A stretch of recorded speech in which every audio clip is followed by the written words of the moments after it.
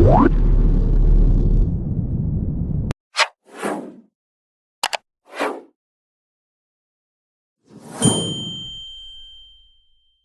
evening, here are tonight's top stories.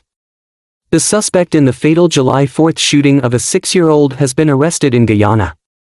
Trust Company, Guyana, Limited, is celebrating a milestone with the opening of a new office building on Brick Dam.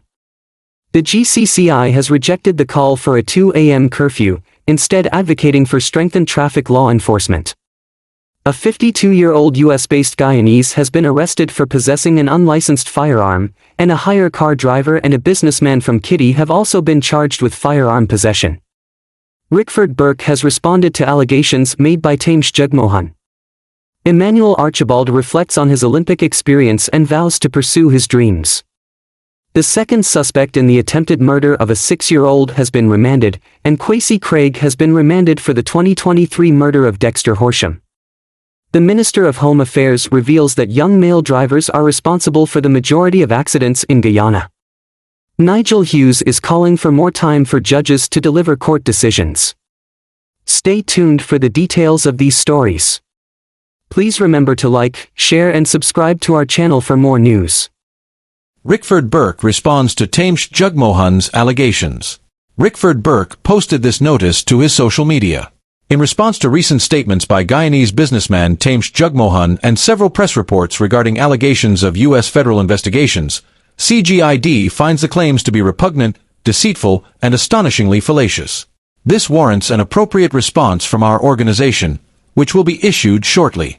No individual or entity, be it the PPP, Bharat Jagdeo, or Thames Jugmohan, will be permitted to intimidate CGID or smear its members with baseless, absurd, and racially charged allegations of extortion. Such claims are often made by PPP-affiliated East Indians against African Guyanese, who expose their corruption and international crimes. These accusations are false, fabricated, and foolish. CGID does not shy away from confrontations, especially when it involves racial issues. We confront them forcefully and will continue to do so in this matter. Quincy remanded for 2023 murder of Dexter Horsham. 36-year-old Quincy was remanded to prison on Friday after being charged with the alleged 2023 murder of Dexter Horsham in West Ruimveldt, Georgetown. Craig appeared at the Georgetown Magistrates Court before Principal Magistrate Judy Latchman, who read the indictable charge to him. Craig was not required to enter a plea. Horsham was shot and chopped on August 10, 2023, while another individual was injured during a property dispute between a group of men in a pickup and a soldier. According to police reports, Craig, along with others, went to lot 425 Hibiscus Street, West Ruimveldt, to evict someone from the property, which Craig claimed belonged to his grandparents. The eviction attempt met with resistance from the occupants and neighbors, leading to verbal and physical confrontations. During the altercation, Craig allegedly retrieved a gun from his vehicle and handed it to one of his accomplices, who then shot Horsham and others trying to intervene. One of the accomplices further attacked Horsham, dealing several chops to his body after he was shot. The group then fled the scene. Another suspect, Anthony LaRose, also known as Buddha, was arrested 1 day after the incident and remanded to prison on August 17, 2023. Police efforts to apprehend the remaining suspects led to Craig's arrest on July 16, 2024. During his arrest, Craig attempted to escape, resulting in police shooting him in the buttocks. He was treated at the Georgetown Public Hospital Corporation, GPHC, before being taken into police custody and subsequently charged with murder. Craig is scheduled to return to court on August 22, 2024. Second suspect in attempted murder of 6-year-old remanded. The second suspect in the attempted murder of 6-year-old Jeremiah Gustav, a student of Smith's Memorial Primary School, was remanded to prison on Friday. The accused, 30-year-old Odell Garnett, appeared before Chief Magistrate Judy Latchman. Jeremiah was shot on July 9, 2024, on Charles Street, Charlestown, Georgetown, during a dispute between Garnett and another suspect, Marlon Christopher Wilberg, also known as Mice Man. During the altercation, gunshots were fired, and Jeremiah was struck in the head. He was rushed to the Georgetown Public Hospital Corporation in critical condition and remains in the intensive care unit, ICU, on life support. Garnett was taken into custody on July 29, 2024, after initially denying the allegations. However, Witness identifications during a confrontation on July 30 further implicated him in the incident. Burke, the first accused in the case, was arrested earlier and has been remanded to prison until August 19, 2024. The prosecution, citing the seriousness of the offense and witness identifications, opposed Garnett's release. Consequently, Garnett will remain in custody until his next court appearance, scheduled for August 22, 2024. Jeremiah's mother expressed her gratitude for the justice system, noting the challenging situation she has endured. Suspect in fatal July 4 shooting of 6-year-old arrested in Guyana. Police in Prince George's County, Maryland, have announced the arrest of Rakeem Gilgers, 33, in connection with the fatal shooting of 6-year-old Esan Payton during a neighborhood July 4 party. Gilgers was apprehended in Guyana and has since been transported to Florida, where he is awaiting extradition to Maryland. He has been charged with second-degree murder. The tragic incident occurred around 7:50 p.m. near the corner of Akron and Beaumont Streets, off Raleigh Road in Marlow Heights. Esan Payton, of Washington, D.C., was critically wounded and later died in the hospital. Police Chief Malik Aziz described the boy's death as a senseless act of murder. 2 adults were also injured in the shooting. 1 man sustained non-life-threatening injuries, and a woman was treated for a graze wound at the scene. Community tips played a crucial role in identifying Gilgers as a suspect. Prince George's County State's Attorney Aisha Braveboy acknowledged the public's assistance, stating, "The reason we're here today is because the public stepped up and provided information to the department, and the department pursued these leads." Authorities believe the shooting was triggered by an exchange between individuals at the party. While investigators are unsure of Gilgers' exact connection to the event, it is suggested that he may have known some attendees. Following the shooting, Gilgers fled to Guyana, where he was eventually apprehended by local police and deported back to the United States. Chief Aziz expressed gratitude to the U.S. Marshal Service, the Diplomatic Security Service, Homeland Security Investigations, and Immigrations and Customs Enforcement for their roles in tracking and capturing Gilgers. He also mentioned that Gilgers, thought to be a U.S. citizen, has family ties in Guyana. Authorities continue to search for at least 1 other suspect involved in the shooting and urge the public to provide any additional information that could aid in their investigation. Businessman from Kitty arrested for possession of firearm. Dwayne Griffith, aka Sheik, a 26-year-old businessman from Kitty, Georgetown, was arrested around 8:30 HRS on Saturday, August 3, 2024, after being found in possession of an unlicensed 9mm pistol and 11 matching rounds of ammunition.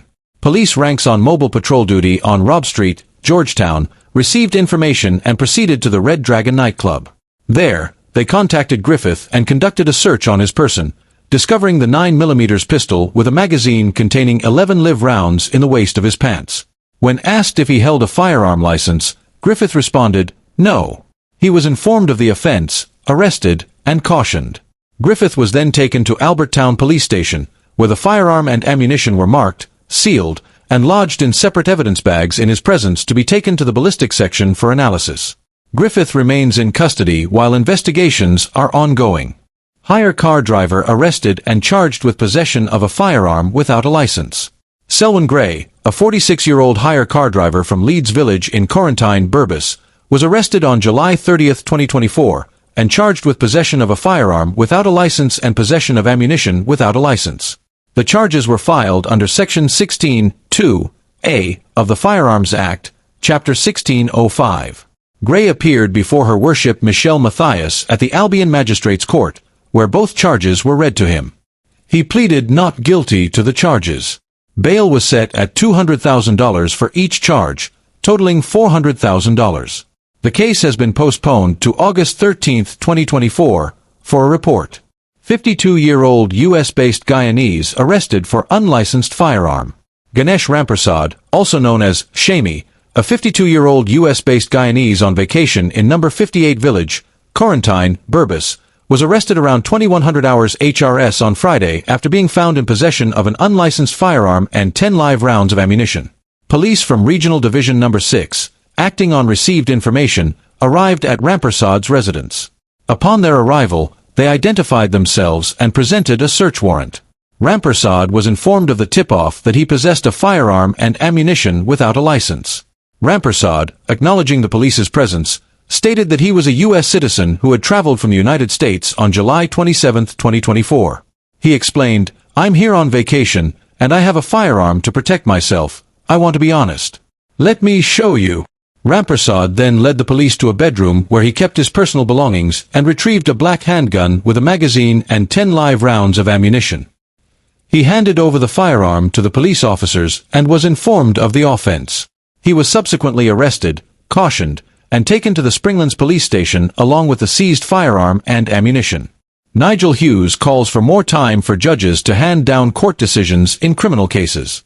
Hughes highlighted the unrealistic expectations placed on judges, especially when handling a high volume of cases. If you have 3 cases, it is difficult. If you have 30, even if they don't require high expertise on each case, it is humanly impossible for any judge to deliver 30 decisions in a quarter, he asserted. Hughes further noted that judges often face reassignment to different jurisdictions, further complicating their ability to meet the 2-month deadline. He called for a revision of the 2-month time limit, suggesting that the language of the regulations should reflect both the urgency of delivering decisions promptly and the complexity involved in criminal cases. Hughes illustrated the burden on judges by citing the assizes, which in law, a session or sitting of a court, where typically 3 judges handle over 200 cases, now increased to 5 judges. Considering the nature of contested murder cases, where the accused may face the death penalty if the crime is sufficiently heinous, the time and expertise required for defense counsel to conduct these cases are substantial, Hughes said. He emphasized that while some decisions, such as jury verdicts, are immediate, the duration of a judge's deliberation is heavily influenced by the complexity of the evidential issues presented. The AFC leader acknowledged the ongoing crisis in the criminal justice system and expressed appreciation for the increased number of judges. However, he stressed the need for a comprehensive understanding of the typical proceedings in a criminal trial, especially when a person's life is at stake. The public often complains that the criminal justice system is in crisis. Yes, it is in crisis, Hughes admitted. But we must understand what takes place in a criminal trial, where someone's life could be on the line. Ensuring that every possible advantage is considered for the accused is crucial for a fair trial, which inherently takes time. Hughes' proposal was in response to questions posed about the criticism of members of Guyana's judiciary by members of the executive arm. Young male drivers cause majority of accidents in Guyana, Minister of Home Affairs reveals.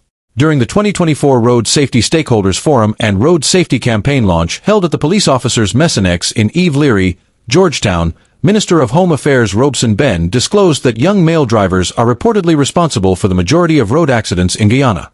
Minister Ben emphasized that young men, particularly those involved in public transportation and those who drive after carousing, are significant contributors to the road traffic incidents. He noted, "Our statistics perhaps as yet do not discern what the impact of driving under the influence is in relation to road traffic deaths and accidents. It merely talks about speeding, but much of the speeding comes as a result of young and middle-aged men too." The forum, a collaboration among the Ministry of Home Affairs, the Guyana Police Force, GPF, Guyana National Road Safety Council, ANSA Macal Distribution Inc., and Unicommer Guyana Incorporated, focused on the commitment and future plans of key stakeholders to reduce deaths, injuries, crashes, and trauma on the country's roadways by 50%. Minister Ben pointed out that most road fatalities occur during weekends and evenings, specifically from Fridays to Mondays. He stressed the need for better discernment of statistics and implementation of measures to address the issue. In 2023, Guyana recorded 74 fatal accidents, while 56 road deaths have been reported in 2024 so far. Ben highlighted the importance of addressing inappropriate road user behavior and adapting responsible actions to protect individuals and the community. The minister criticized the practice of bribery among police officers, which allows traffic offenders to escape penalties, and stressed the need for increased sanctions and fines. He suggested that traffic fines should be increased threefold and announced the government's intention to implement technology to track court cases. Ben also touched on the broader societal issues, emphasizing the need for a cultural shift in male behavior and the importance of creating more space for women in leadership and partnership roles. He concluded by aligning with the United Nations goal to reduce road traffic deaths globally, aiming for fewer than 50 annual road deaths in Guyana by 2030. Emanuel Archibald reflects on Olympic experience and vows to pursue his dreams. Emanuel Archibald, Guyana's fastest man, concluded his run at the Paris 2024 Olympic Games with an 8th-place finish in the 100m heats, clocking a time of 10.40 seconds. Despite not progressing to the semi-finals, Archibald's journey to the Olympics stands as a testament to his hard work and dedication to the sport. In the wake of his performance at the Paris 2024 Olympic Games, Emanuel Archibald took to Facebook to share his thoughts and emotions with his supporters. The fastest man from Guyana expressed a mix of surprise and determination in his post, highlighting the journey he has undertaken to compete at the highest level. Archibald wrote, "7 years to run 10.4 seconds OMG. This candid reflection encapsulates the dedication and perseverance that have defined his athletic career. Despite not advancing to the semi-finals, Archibald's participation in the Olympics marks a significant milestone, showcasing his relentless pursuit of excellence. Emanuel Archibald's journey from Guyana to the Olympic stage is an inspiring testament to his hard work and determination. His reflective post resonates with many who understand the commitment required to achieve such feats. While the result may not have been what he hoped for, his presence at the Olympics is a remarkable achievement in itself. As fans and supporters, it is crucial to rally behind Archibald and encourage him to continue pursuing his dreams. His journey is far from over, and his potential for future success remains boundless. The challenges and setbacks he faces today will only serve to strengthen his resolve and drive him to greater heights. Emanuel, your dedication to the sport and your unwavering spirit are truly inspiring. The entire nation stands with you, proud of your accomplishments and eager to see what the future holds. Keep chasing your dreams with the same passion and determination that brought you to the Olympics. Your journey has just begun, and we believe in your ability to achieve greatness. Let's continue to support Emanuel Archibald as he strives to make his mark on the world stage. His story is a powerful reminder that perseverance, hard work, and a relentless pursuit of dreams can lead to extraordinary achievements. GCCI rejects call for 2 a.m. curfew, advocates for strengthened traffic law enforcement. The Georgetown Chamber of Commerce and Industry, GCCI, has expressed its concern regarding the recent proposal by former Minister of Public Security, Mr. Ramjatan, to reinstate the 2 a.m. curfew in response to the rising road fatalities. The Chamber firmly opposes this recommendation, advocating instead for a more effective and evidence-based approach to improving road safety. The GCCI argues that there is no substantial evidence supporting the efficacy of such a curfew in reducing road fatalities. Reimposing this curfew, according to the Chamber, would be a misguided measure that could hinder economic recovery and growth. The GCCI asserts that the true solution lies in significantly bolstering the enforcement of existing traffic laws by the Guyana Police Force's Traffic Department. This includes rigorous action against reckless driving and driving under the influence of alcohol. Furthermore, the Chamber emphasizes the importance of launching comprehensive public education and awareness campaigns to promote responsible road behavior. Mr. Ramjatan's suggestion to limit public movement through a curfew is deemed a simplistic and ineffective approach by the GCCI. Instead, the Chamber calls for a nuanced and robust strategy that focuses on public education and accountability. The GCCI maintains that road safety can only be achieved through concerted efforts to enforce existing laws and educate the public, rather than through curfews that restrict personal freedom and economic activity. The Chamber urges for a more balanced approach that ensures both the safety of the roads and the continued economic growth of the country. Trust Company, Guyana, Limited celebrates milestone with new office building on Brickdam. In a landmark event, Trust Company, Guyana, Limited initiated the construction of its new office building with a sod-turning ceremony on Brickdam, Stabroek, on Friday. With over 58 years of history in the financial sector, the company has been a pivotal institution providing a wide range of services including trusteeship, mutual funds, estate planning, stock brokerage, commercial credit, investment, and wealth management. Komal Samaru, chairman of the board of directors, underscored the significance of the new development. He highlighted that the new office building would not only reinforce the company's market position, but also enhance both customer experience and employee convenience. The project is slated for completion by the end of 2025. Samaru expressed deep gratitude to the board of directors and the management team for their instrumental efforts in advancing the project to this promising stage. He also acknowledged the unwavering support of the employees, which has been vital to the company's sustained success over the years. The new office building is anticipated to be a significant enhancement for Trust Company, Guyana Limited, reflecting its ongoing commitment to growth and excellence in service delivery.